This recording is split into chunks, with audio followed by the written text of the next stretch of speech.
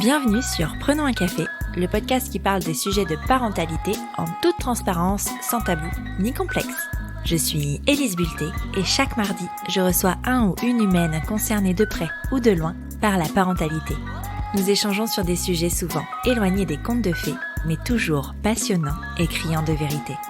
Cette saison, je te propose aussi un épisode bonus chaque vendredi.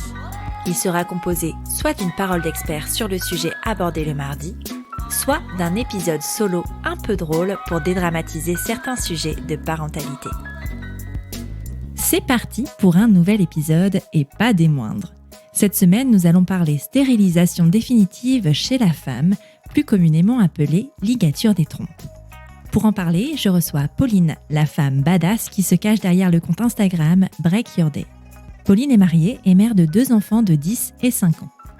Pendant des années, elle s'est battue pour trouver un moyen de contraception qui lui convenait. En vain. Jusqu'au jour où ce dont elle avait besoin est apparu comme une évidence. Sûre qu'elle ne voudrait plus jamais vivre de grossesse, elle a décidé de se faire ligaturer les trompes. Dans cet épisode, Pauline nous raconte son cheminement vers ce choix, ce que cela implique dans son quotidien, dans son couple aussi. Elle nous explique pas à pas les démarches qu'elle a effectuées de la prise de décision jusqu'au jour de l'opération. Bref, elle nous dit tout sur son parcours avec la stérilisation définitive. Tu pensais être seule à galérer ? Mets tes écouteurs et prenons un café. Bonjour Pauline. Bonjour Élise. Bienvenue sur Prenons un café une nouvelle fois. Merci. Tu as été la première invitée de Prenons un café il y a 3 ans. Merci encore pour ça. Aujourd'hui, tu reviens. Généralement, quand je reçois plusieurs fois les invités, c'est pour parler d'une nouvelle maternité. Avec toi, ça va être un sujet complètement différent. Mais avant de l'aborder, est-ce que tu peux nous parler de toi, nous dire un peu qui tu es, s'il te plaît ? Bien sûr. Donc, je m'appelle Pauline. J'ai 24 ans depuis 10 ans. Je suis maman de Oscar, 10 ans, et Elisa, 5 ans. Donc, je suis à mon compte, je suis rédactrice web. Je donne des ateliers de coaching Instagram et des ateliers sur l'organisation. Je crois que je t'ai pas posé la question à l'époque parce que c'était pas dans mes rituels, mais je vais te la poser du coup aujourd'hui. Est-ce que tu as toujours voulu être mère ? Oui, mais justement, je me suis dit que en sachant tout ce que je sais et tout ce que j'ai vécu, cette certitude absolue de l'époque ne l'aurait pas été. Peux-tu expliciter ? En gros, quand on est adolescente et qu'on imagine un petit peu son parcours de vie, c'est vrai que je me suis jamais posé la question. De facto, j'allais avoir des enfants, j'allais me marier, acheter une maison, etc. Or, j'ai eu des enfants. Donc, je sais maintenant ce que c'est d'avoir des enfants. Et je pense que si à l'époque, à la Pauline adolescente qui faisait son chemin de vie, elle savait ce qu'elle sait actuellement, j'aurais eu des enfants quand même, mais je n'en aurais pas été aussi certaine et je me serais vraiment posé la question. Ah ouais ? Ça n'aurait pas été une certitude Non. Tu dirais que, alors pas un regret, mais est-ce que c'est pas la question, mais qu'est-ce qui te fait dire ça en fait justement ? Parce que c'était beaucoup plus difficile que ce que je pensais. On a toute cette attente, je pense, d'une maternité un petit peu parfaite où nos enfants sont faciles, c'est nous, c'est notre sang, tout est beau, tout est lisse, ils nous apportent énormément d'amour, etc. Alors c'est vrai qu'ils nous apportent beaucoup d'amour, mais ils nous apportent aussi beaucoup d'emmerde. C'est pas fou.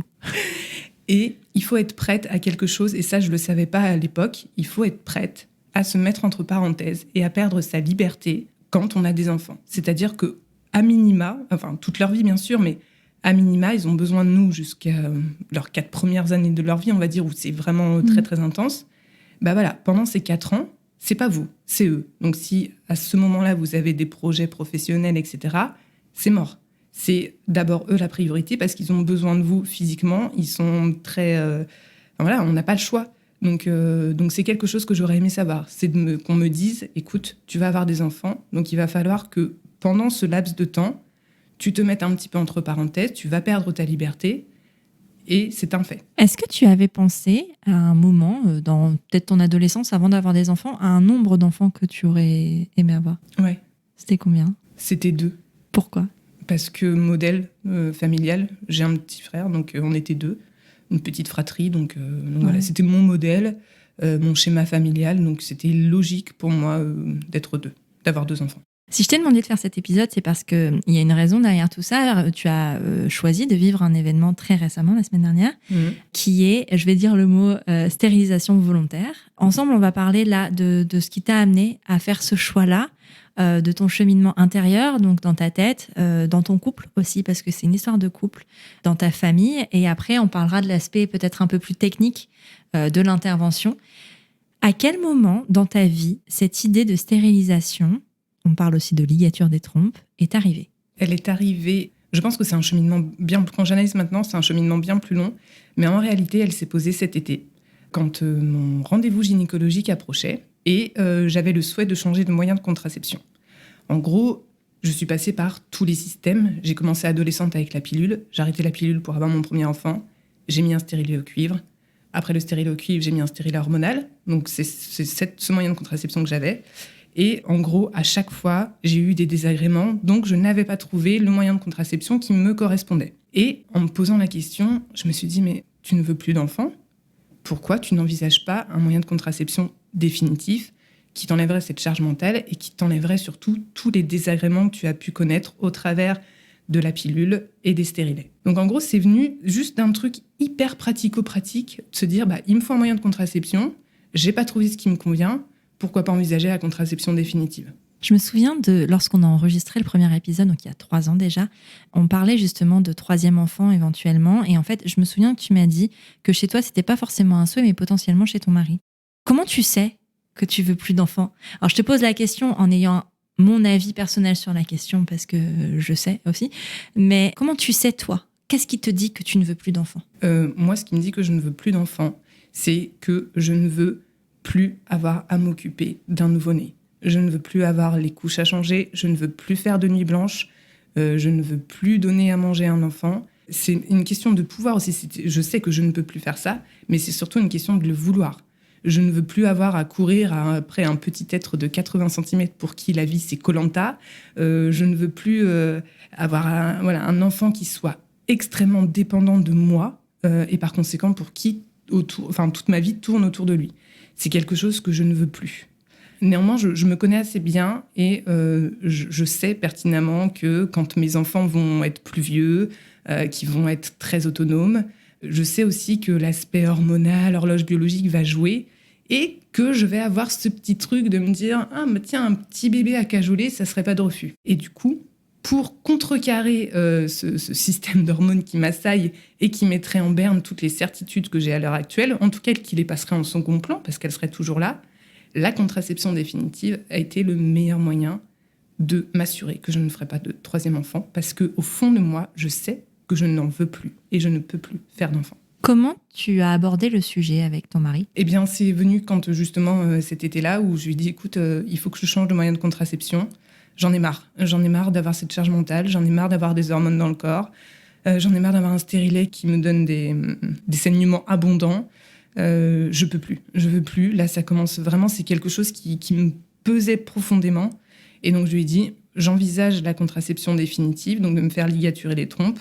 Est-ce qu'on peut en parler ? Donc, on en a parlé. Et la seule chose qu'il m'a dite, c'est, je veux que ton bonheur, donc si toi, tu te sens prête et tu es sûre de toi, fonce. C'était quoi, lui, son postulat sur l'idée d'avoir un autre enfant en plus ? Je pense sincèrement, un 3e enfant, il m'a toujours dit, moi, je suis pas contre. Demain, tu me dis, on fait un 3e enfant, on fait un 3e enfant.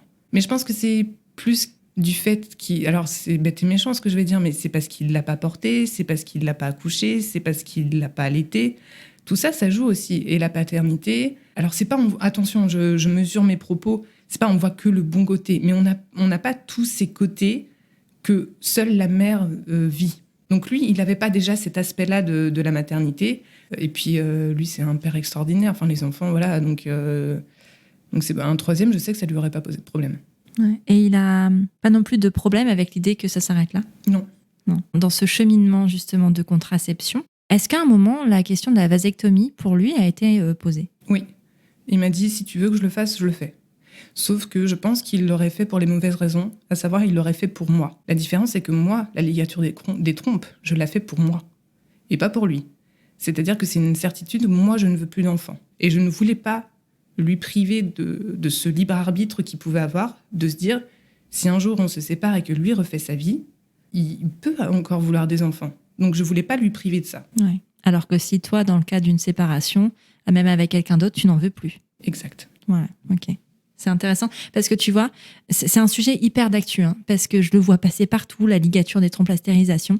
Il y a Ophélie qui tient le compte Garde des conseils et Mini Coquillette qui en a parlé aussi parce qu'elle a évoqué le sujet aussi et elle disait sur Instagram qu'en fait, elle recevait beaucoup de messages disant bah ouais mais pourquoi ton mec il le fait pas? Comme si c'était parce que c'est moins invasif. C'est vrai que la vasectomie est quand même moins invasive et on en reparlera après que la ligature des trompes. Mais donc du coup, de facto, on dit bah en fait, c'est pas à toi de le faire. Enfin, je veux dire, ça peut être ton mec. Mais là, c'est ce que j'entends et tu me dis si je me trompe, mais on sent vraiment que le choix et cette envie vient de toi, quoi. Ouais. De la même façon, si lui a envie de se faire une vasectomie maintenant, il la fera. Après, moi, c'est aussi un cheminement personnel. C'est des trucs que je mets en place. Ça s'inscrit vraiment dans l'évolution que j'ai par rapport à ma féminité et à mon rôle de femme. C'était vraiment quelque chose que j'avais besoin de faire. Ouais. À ce stade de ma vie, c'était nécessaire. Et est-ce que tu en as parlé un peu autour de toi quand on revient donc à cet été-là, où t'as pas encore le rendez-vous et tu chemines. Est-ce que tu en parles autour de toi? Pas trop. J'ai dû en parler à ma mère, mais à ma belle-mère aussi, je crois. Et surtout, j'en parle à mes enfants. Ouais. Qu'est-ce que tu leur dis? Je leur ai dit que maman et papa avaient pris la décision de ne plus avoir d'enfants, donc ils n'auraient pas de petits frères ou de petites sœurs. Parce qu'il faut savoir que Oscar, c'était très pressant de sa part. Il voulait un petit frère. Elisa, non, elle s'en fout. Mais Oscar, c'était vraiment un souhait qu'il avait. On est une famille, ça me paraissait totalement logique, même si ça reste des enfants. Mais il fallait que je les intègre aussi au processus de la même manière que si on allait faire un petit frère ou une petite sœur, il fallait leur dire. Donc voilà, je décide de leur dire directement. Comment il réagit, Oscar? Oscar se met à pleurer et à être assez en colère. Ah ouais? Ouais. Il te dit quoi? Il me dit que c'est pas juste et que lui voulait un petit frère. Il est triste. Mais voilà, ça dure pas très longtemps. Ouais. Vous en avez reparlé après? On en a reparlé parce qu'à chaque étape, je leur ai dit, notamment là, parce que l'intervention, quand même, ils m'ont vu dans l'état dans lequel je suis actuellement. Donc, mais à chaque étape, je leur ai dit. Donc, du coup, à partir du moment où j'ai pris la décision jusqu'à mon opération, il y a eu quand même 3 rendez-vous. Donc, disons que tous les mois, on en parlait un petit peu. Ok. Et donc, Elisa, elle n'a pas capté du tout. C'est pas un sujet. Non. Quelle est la première chose que tu fais concrètement, une fois que tu es décidée, tu sais ce que tu veux, qu'est-ce que tu fais? Tu prends rendez-vous chez ton ou ta gynécologue et tu lui fais part de ton souhait. Tu lui dis que tu envisages de faire une ligature des trompes. Et du coup, soit tu sais ce que c'est parce que tu t'es renseigné, soit tu lui demandes toutes les informations possibles. Donc s'ensuit un échange, bien évidemment. Et à la suite de ça, soit ils sont capables de le faire, ils sont chirurgiens, soit non. Et dans ce cas-là, ils te renvoient. Ils font une lettre et ils te renvoient vers un autre praticien. D'accord. Et toi, dans ton cas, t'es tombée... comment ça s'est passé? La première chose, c'est que ma gynécologue, la première chose qu'elle m'a dite, c'est d'accord, mais je vais vous envoyer voir quelqu'un face à qui vous n'aurez pas à vous battre pour votre choix. Oui, elle pouvait pas le faire parce qu'elle n'était pas chirurgienne. Exact. Et déjà, elle me dit ça. Et là, je sens une injustice m'envahir en me disant, mais comment ça, j'aurais pas à me battre? À partir de quel moment un individu que je ne connais ni d'Ève ni d'Adam a des droits sur mon corps? Quelle est sa légitimité pour me dire vous pouvez ou vous ne pouvez pas faire cette intervention? Donc ça m'a mise très en colère. Et à tel point que sur le moment dans ma tête, j'étais là, mais vas-y, envoie-moi au charbon, envoie-moi me battre contre un... Je sais pas, je l'imaginais assez vieux, donc dans ma tête, j'étais là, envoie-moi me battre contre un vieux schnock que je lui dis ses 4 vérités, mais pas que pour moi, pour aussi lui lui mettre dans la face tout ce que nous, les femmes, on supporte en fait en matière gynécologique. Et j'avais tous mes arguments en tête, en mode je vais réussir à lui faire changer d'avis, ou alors je lui mets face à ses contradictions. J'étais vraiment, ça m'a foutu en rogne. Quand tu m'as, parce qu'on en a parlé un peu en off, quand tu m'as dit cette phrase, moi j'ai trouvé ça assez aberrant et j'ai eu l'impression de revenir presque 60 ans en arrière quand les femmes se battaient pour l'avortement.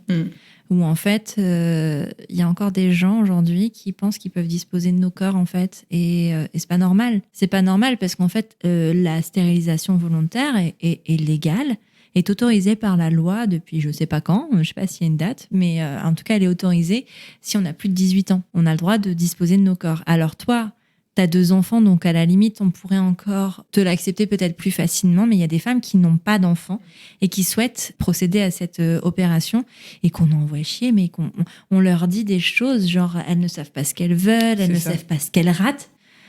Non, on sait ce qu'elles ratent et why not? Pourquoi pas? Et je trouve ça assez fou qu'on doive encore se battre, en fait. Mais c'est surtout que ça remet en cause ta capacité de décision.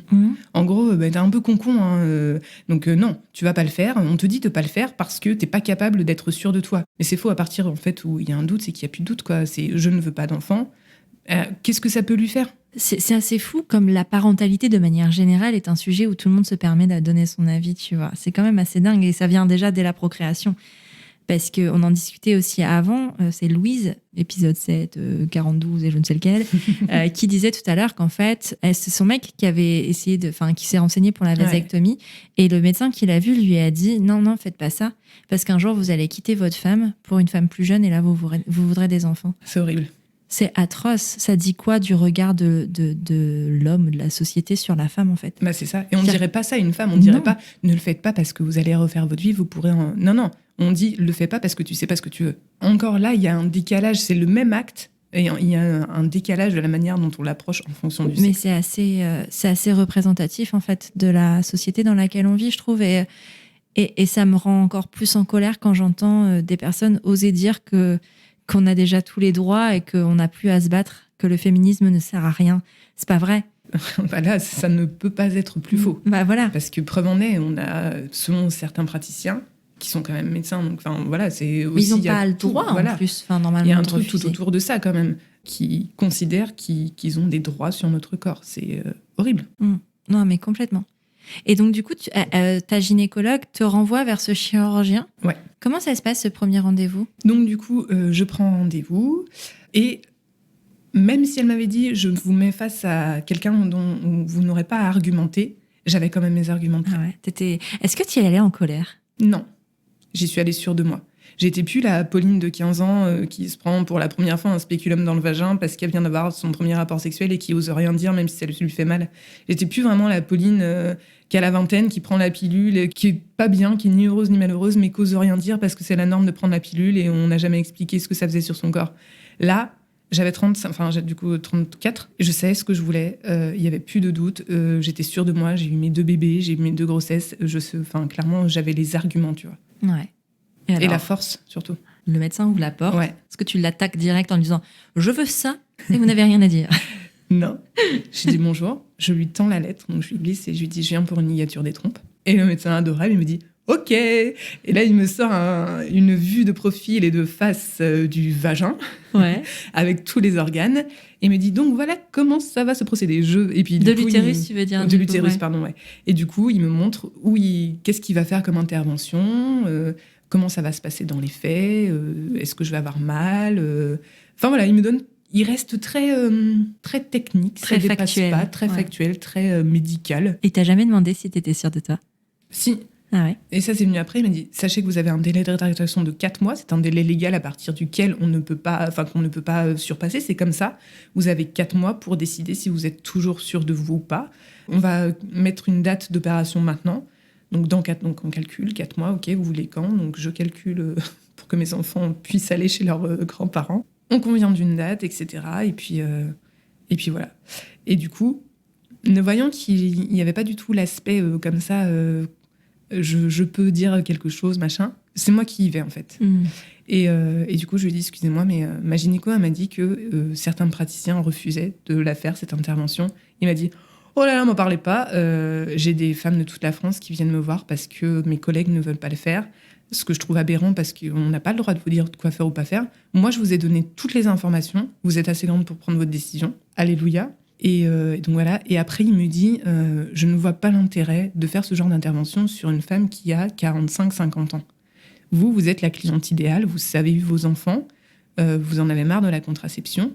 Clairement, c'est ce qu'il vous faut. Et ça me fait du bien de l'entendre. Et du coup, je m'assagis vachement et je me dis, il n'y a pas que des gros cons. C'est vrai. Quelles étaient tes questions et tes attentes, toi, avec ce rendez-vous-là? Est-ce que tu avais des appréhensions? Quelles étaient tes questions? En fait, bizarrement, j'en avais pas parce que j'étais tellement alignée avec ma décision et c'était tellement clair et limpide pour moi que j'attendais qu'une chose, c'est que le délai des 4 mois passe et que je puisse enfin le faire pour être libérée. Donc c'était plus des questions techniques. Est-ce que je vais devoir rester allongée? Combien de temps je vais être off? Je vais pouvoir travailler? Je vais pas pouvoir faire de sport, etc. Donc ça restait vraiment purement médical. Pour le coup, tout ce qui est aspect émotionnel et psychologique, j'avais tellement fait le cheminement que j'en avais pas. C'était OK pour moi, en fait. Ok. Donc, tu as ce premier rendez-vous. Ensuite, qu'est-ce qui se passe pendant les 4 mois entre ce premier rendez-vous et l'intervention? Il se passe rien, sauf le rendez-vous avec l'anesthésiste. Donc pendant 4 mois, c'est vraiment... Alors, je pense que si on n'est pas trop... si on a vraiment un doute, on peut se questionner, etc. Moi, pendant 4 mois, j'y ai pas pensé. Une seule seconde. Donc, c'était pas un sujet du tout, du tout. Avant l'intervention, du coup, tu étais sous contraception? Ouais, stérile hormonale. Ok. Donc, t'as pas eu cette angoisse parce qu'il te l'enlève du coup au moment de l'intervention, c'est ça? Ouais. Il m'a dit, vous n'allez pas le faire emmener maintenant parce que qu'est-ce que vous allez faire de maintenant jusqu'à l'intervention? Oui. C'est un peu dommage de se faire souffrir Exactement. pour ça, quoi. Mais parce que c'est vrai que ça peut être une vraie question, tu vois, cette peur de... Est-ce que tu as eu peur de tomber enceinte entre le moment du rendez-vous et l'intervention? Maintenant, du coup, c'était mon moyen de contraception depuis 1 an, donc ouais, tu savais c'était pas un sujet. que c'était fiable, quoi. Ouais. Le jour de l'intervention arrive, comment tu organises ça? Parce qu'en termes vraiment purement organisationnels, parce que on te dit, d'ailleurs, on n'en a pas parlé, comment on te parle de l'opération? Qu'est-ce qu'on te dit par rapport au côté invasif et à tout ce qui a... Alors, en gros, il m'explique que ça va se faire par célioscopie. Donc, pour ceux qui l'ignorent, ça consiste à mettre du gaz et à faire gonfler le ventre pour avoir les organes dégagés. Et après, il fait 2 petites incisions au niveau des ovaires et il va sectionner les trompes. Donc, les trompes, c'est le petit pont qu'utilisent les spermatozoïdes pour aller féconder l'ovule. Et ça, c'est sectionné, en fait. Donc, c'est vraiment purement physique. Je sais qu'on m'a demandé si, d'un point de vue hormonal, il y avait des effets. Il y a 0 effet. J'ai toujours mes règles, j'ai toujours de l'ovulation. Techniquement, je peux continuer à avoir des enfants. C'est juste que les spermatozoïdes peuvent pas arriver. Ils tombent dans le vide. Ils tombent dans le vide. Il y a l'ovule, les spermatozoïdes. Un vide abyssal. Moi, je veux de la résonance. Donc, mon SPM sera toujours là. Il n'y a aucune différence d'un point de vue hormonal. On ne touche pas à l'utérus, donc il n'y a rien qui diffère de ce point de vue-là. Donc du coup, d'un point de vue complètement organisationnel et technique, comment tu te prépares à cette opération? Donc il me dit que je dois compter entre 8 et 10 jours sans soulever de charges lourdes, en gros en me reposant. Voilà, 8 à 10 jours de repos complet et 14 jours pour le sport. Donc ça s'arrête là. Donc moi je me dis ok, ça veut dire que je ne vais pas pouvoir gérer mes enfants ni la maison pendant ce laps de temps. Donc j'ai fait le choix de me faire opérer pendant les vacances scolaires. Comme ça, mes enfants allaient chez leurs grands-parents pendant 1 semaine. Donc je m'étais dit, ça me laisse le temps de me remettre. Sauf que je me suis pas remise aussi vite que je l'espérais, parce qu'aujourd'hui, je suis à J+7 de l'opération. Et c'est pas la patate, quoi. Donc voilà, c'est encore très douloureux quand je me lève, quand je bouge, quand je me couche. Voilà, c'est pas facile, mais ça vaut le coup. Tu spoil tout, genre, allez, merci, bisous, au revoir. Ok. Le jour J arrive. Ouais. Comment ça se passe? Enfin, qu'est-ce que tu dois faire? C'est quoi? Je dois rien faire. Je dois me doucher normalement.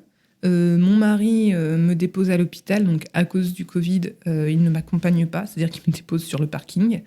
J'arrive. La veille, on m'a appelé pour me dire « Vous allez directement à l'étage, ok ?» Il y a très peu de personnel dans l'hôpital. Clairement, on n'est pas forcément écouté. Mais ça, c'est pas dû à l'opération, c'est dû juste à la crise sanitaire. Donc je sais pas si ça sera la même chose dans 3 mois. Donc bon, c'est peut-être pas à prendre en considération. Mais voilà, toujours est-il que je me sens un peu seule au monde. Mais encore une fois, je suis pas stressée. Tu te sens au bon endroit? Ouais, il y a pas de problème en fait. Ouais. Donc bon, bah voilà. Tu dois être à jeun. Question technique, hein, mais... À jeun depuis minuit la veille et liquide jusqu'à 6 heures, sachant que j'étais attendue à 8 heures. Donc voilà, on me prépare, un infirmier va me voir et il me dit je vous descends donc du coup à 8h30, soyez prête, enfilez votre tenue de soirée. Donc la tenue de soirée étant une liquette avec le cul à l'air. On adore les liquettes. Et donc je m'installe, il me descend.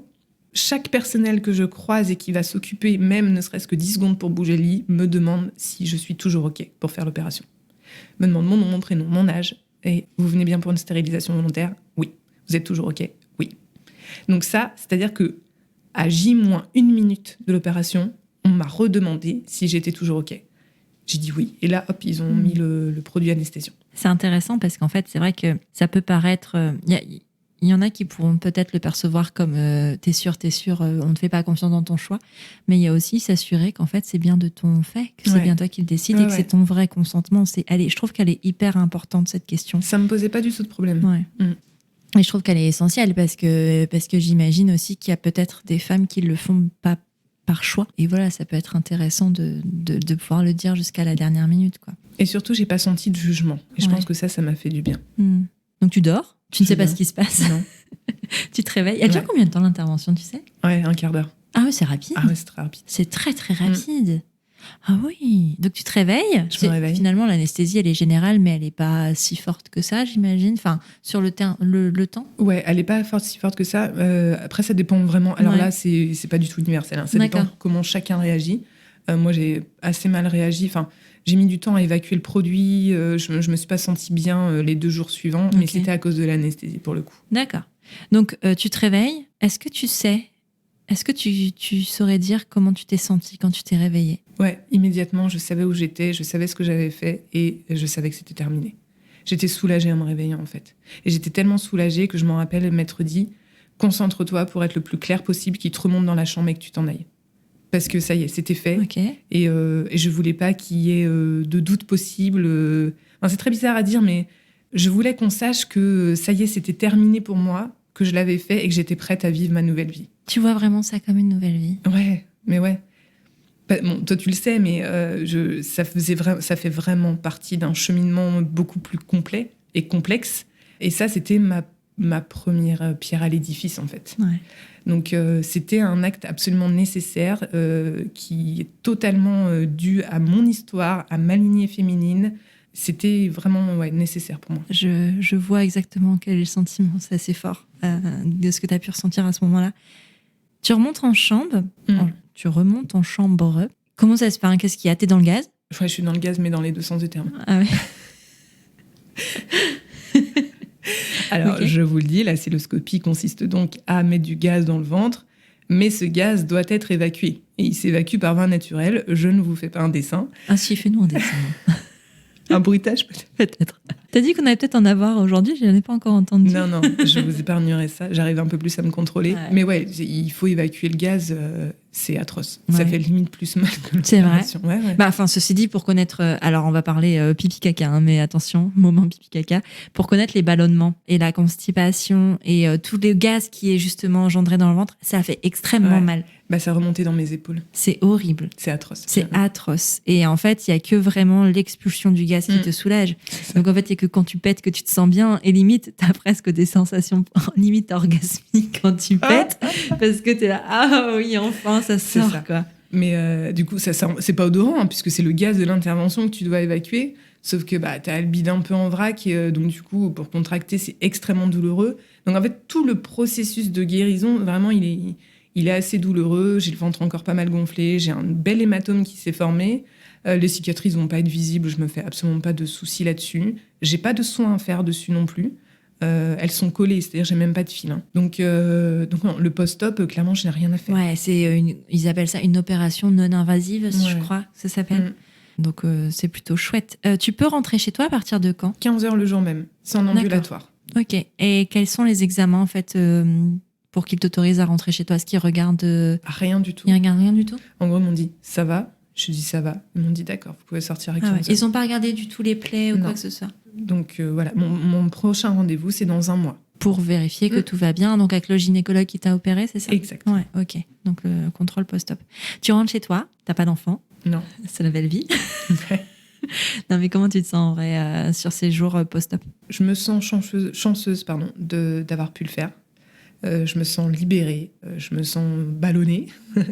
Mais je me dis, ça y est, c'est fait, tu peux passer à autre chose.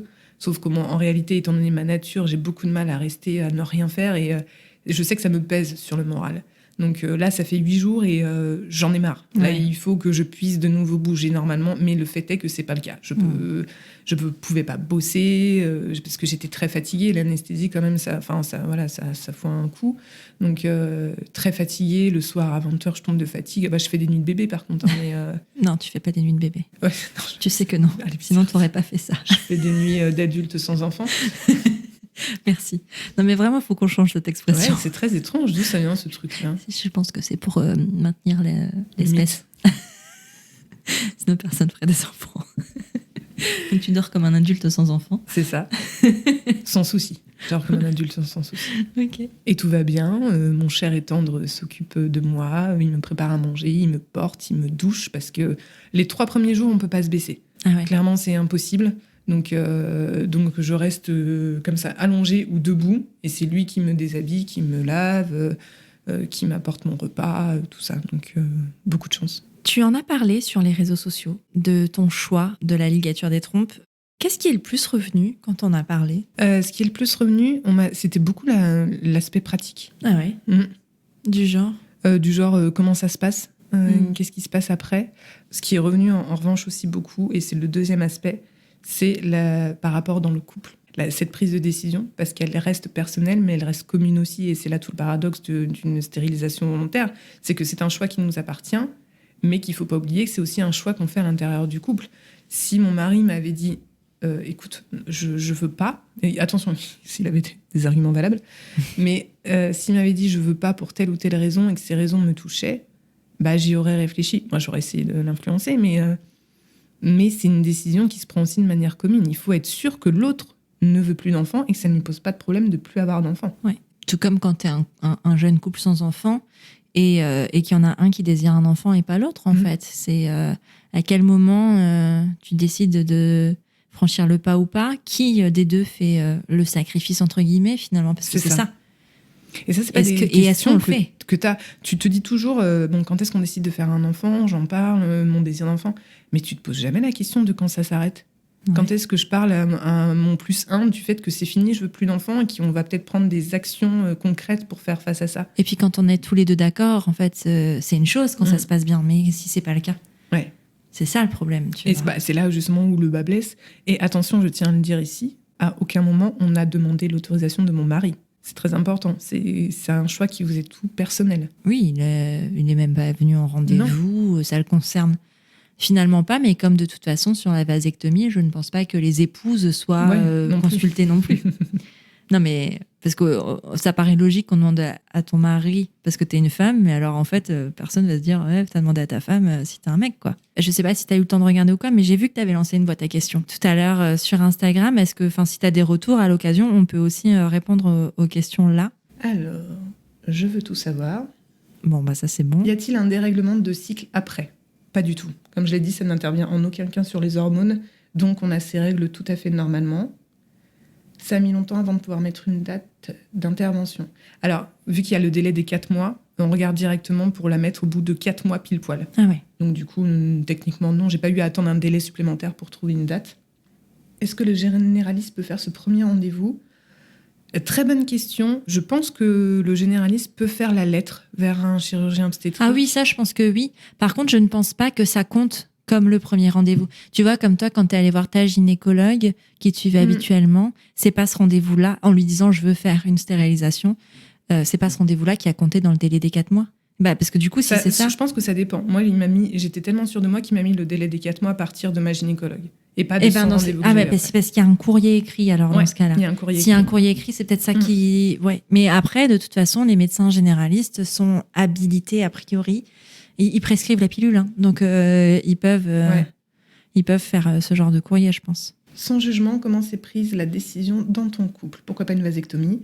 Ça, du coup, je l'ai dit en avant, c'est parce que c'était ma décision et je voulais le faire indépendamment de mon mari.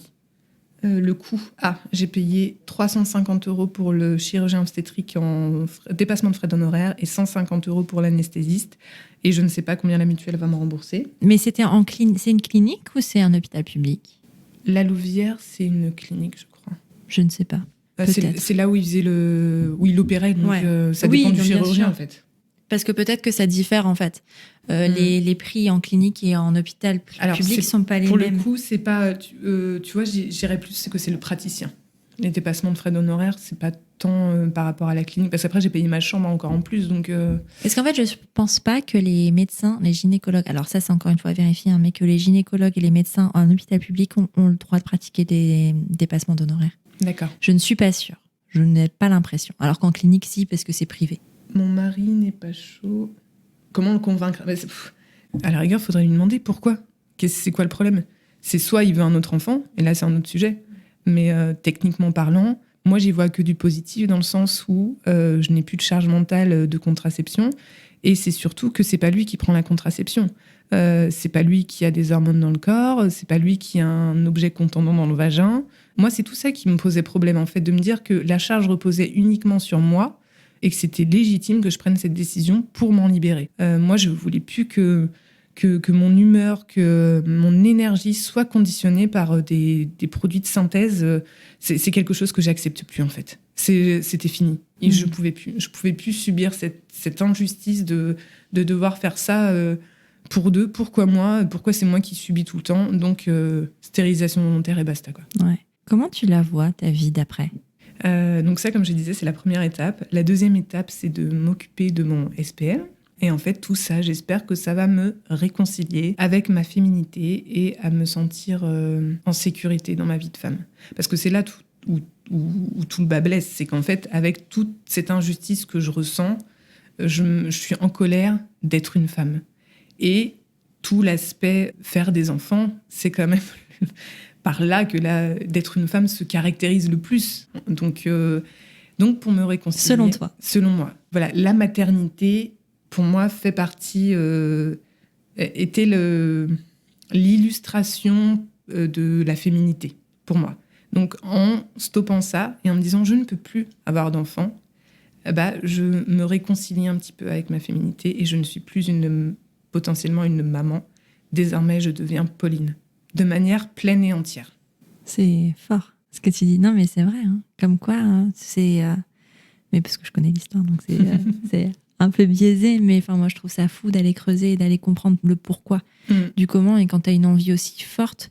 Mais ça se compare d'ailleurs à un désir de maternité, hein, très clairement, parce qu'on en discute avec les copines, justement, de se dire non, mais moi, j'ai pas fini, moi, j'en veux encore, et d'autres où c'est complètement l'opposé. Et tu sens, en fait, qu'à chaque fois, c'est un désir, qu'on veuille ou pas d'enfant, mais c'est un truc tellement fort, en fait, c'est dans tes tripes et c'est viscéral, quoi. Et ça se contrôle pas. Et en vrai, vraiment, je pense que ce désir de ne pas ou ne plus avoir d'enfants est aussi important qu'un désir d'avoir des enfants plutôt. Et on les met jamais en parallèle, finalement, je trouve. Paradoxalement, parce que c'est... Alors que c'est la même chose. Et puis c'est surtout l'aboutissement logique, c'est que tout le temps, on veut des enfants jusqu'à ce qu'on n'en veuille plus, en réalité. Et c'est quelle décision et quelle action je mets en place à partir du moment où je sais que je ne veux plus d'enfants. Donc moi, en l'occurrence, ça, c'était la ligature des trompes, mais ça peut passer par autre chose. Hein. Non, mais carrément. Et puis moi, ce que je trouve assez fou, finalement, c'est que tu vois, toi, tu as parlé de ta stérilisation, et en fait, il y a tout un tas de questions qui viennent, et on fait cet épisode aussi pour ça, tu vois. Parce que tu as dit que tu ne désirais plus avoir d'enfants. Mais quand une femme dit « je désire avoir des enfants », personne ne lui demande pourquoi.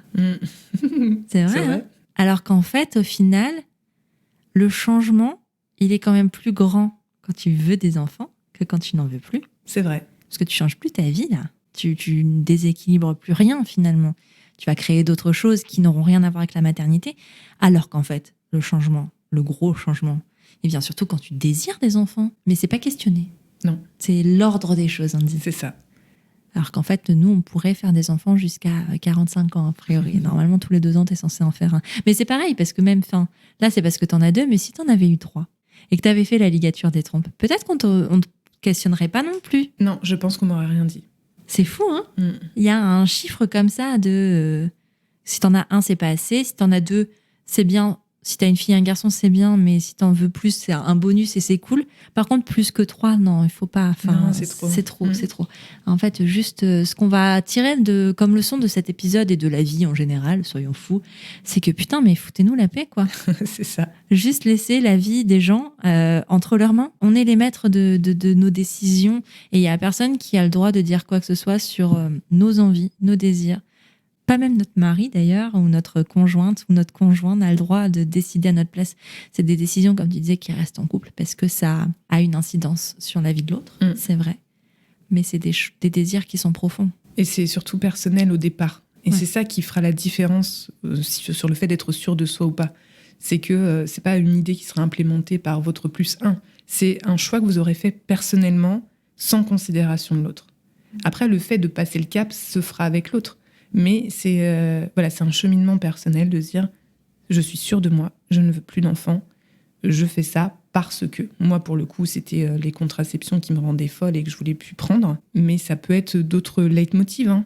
Et j'aimerais surtout dire une chose. Sur les réseaux, j'en ai parlé, j'ai fait une newsletter aussi. Et j'ai eu un message d'une nana qui me disait « Bon, je voulais te dire que je te trouve très courageuse d'en parler. Je pense que tu essuies pas mal de critiques, mais moi, tu m'aides beaucoup. » Et alors, je n'ai reçu aucune critique. C'est-à-dire que personne ne m'a jamais dit quelque chose de négatif quant au fait d'en parler ou sur la ligature des trompes en tant que telle. Jamais. Comme quoi, hein, on a l'impression, je pense que c'est surtout des peurs. Notre peur du regard de l'autre qui imagine qu'on va être critiqué. Mais pareil, encore une fois, j'étais tellement alignée avec mon choix que si ça avait dû être le cas, j'avais les arguments pour y faire face et ça ne m'aurait posé aucun problème. T'as pas laissé de brèche non plus pour qu'on t'attaque. Ouais, tu crois ? Je pense. Après, tu t'es jamais dit, vas-y, je me pose la question, tu vois. Ouais, non. Parce que pourquoi on m'aurait attaqué ? Parce qu'on peut être contre. Comme on peut être contre les moyens de contraception, contre l'IVG, etc. Donc, c'était possible que quelqu'un me dise « mais ça va pas ». Pourquoi pas, imaginons dans le pire des cas, me dire de prôner ça. Alors, attention, je ne prône absolument pas ça. Je partage uniquement mon expérience pour avertir parce que je pense qu'il n'y a pas assez de contenu sur ce sujet et que c'est une solution qui peut être vraiment top pour certaines femmes, sauf qu'on l'ignore tout simplement. Voilà. Mais si on avait dû m'attaquer, je pense, j'aurais eu les armes pour me défendre et surtout, ça ne m'aurait pas atteint parce que tout simplement, le regard des autres et les critiques qu'on peut me faire ne m'atteignent pas de manière générale. Et alors ça, encore moins quand je suis sûre de mon choix. C'est ça. Et puis en fait, dans ta communication, de manière générale, tu parles toujours de toi, de ton ressenti, de ton choix. Et en aucun cas, tu dis que, par exemple, avoir des enfants, c'est mal. Même parce que je ne juge pas les autres non plus. Voilà. Donc en fait, forcément, tu reçois ce que tu donnes finalement, un petit peu. En tout cas, merci. Merci beaucoup, Pauline, pour ton témoignage. Je pense qu'il va être précieux pour des femmes qui se poseraient la question. Il y a une question, tu vois, on en a parlé tout à l'heure dans la rue. Tu m'as dit que le mot stérilisation définitive t'avait fait un choc. Ouais. Pourquoi ? Parce que pour moi, c'était connoté de manière très négative. Autant ligature des trompes, ça va, c'est soft. Mais stérilisation volontaire, et on m'a dit ça pour la première fois quand j'étais à l'hôpital, justement. Et là, je me suis dit, wow. Parce que pour moi, stérilisation, il y a un côté forcé. La stérilisation, c'est quelque chose qu'on impose. D'accord. Et donc, c'est pour ça que ça me dérangeait. Ok. Merci, Pauline. Merci à toi de m'avoir donné la parole. Franchement, je pense que ça m'a fait très plaisir et ça me tenait vraiment à cœur. Et j'espère que ça servira, vraiment. Écoute, si on veut te retrouver, si on veut voir ce que tu fais, est-ce que tu as une actu, dis-nous, où est-ce qu'on peut te trouver ? Alors, on peut me trouver sur Instagram, donc @breakyourday, sur mon site internet et bien sûr sur ma Good Newsletter que j'envoie une fois par semaine. Il suffit de s'inscrire sur le lien dans ma bio. Super, merci encore et à bientôt. À bientôt. Si tu es arrivé jusqu'ici, c'est que cet épisode t'a plu et j'en suis très contente. Si c'est le cas, file vite sur Apple Podcast pour mettre 5 étoiles et dire pourquoi tu écoutes Prenons un café. C'est hyper simple. Tu ouvres ton appli Apple Podcast sur ton iPhone, tu vas sur Prenons un café et tu descends tout en bas. Là, tu mets le nombre d'étoiles que tu souhaites, tu vas en mettre 5 bien sûr, et tu écris ce que tu veux dans la section Avis. Par exemple, le 3 février 2022, Mademoiselle Lahaye écrivait « Des épisodes toujours très agréables à écouter et plein d'infos et de good vibes. Merci !» Merci à toi, Mademoiselle Lahaye. Je suis vraiment hyper touchée par ton message. Bon, et puis si tu n'as pas Apple Podcast, tu peux parler de Prenons un café autour de toi. Ce sera génialissime aussi. Et je t'en serai éternellement reconnaissante. Je te rappelle que tu es sur Prenons un café, le podcast qui parle des sujets de parentalité en toute transparence, sans tabou ni complexe. Je te retrouve mardi prochain pour un nouvel épisode. Abonne-toi à Prenons un café sur ton appli de podcast préféré pour ne rien manquer. D'ici là, prends bien soin de toi autour d'un café.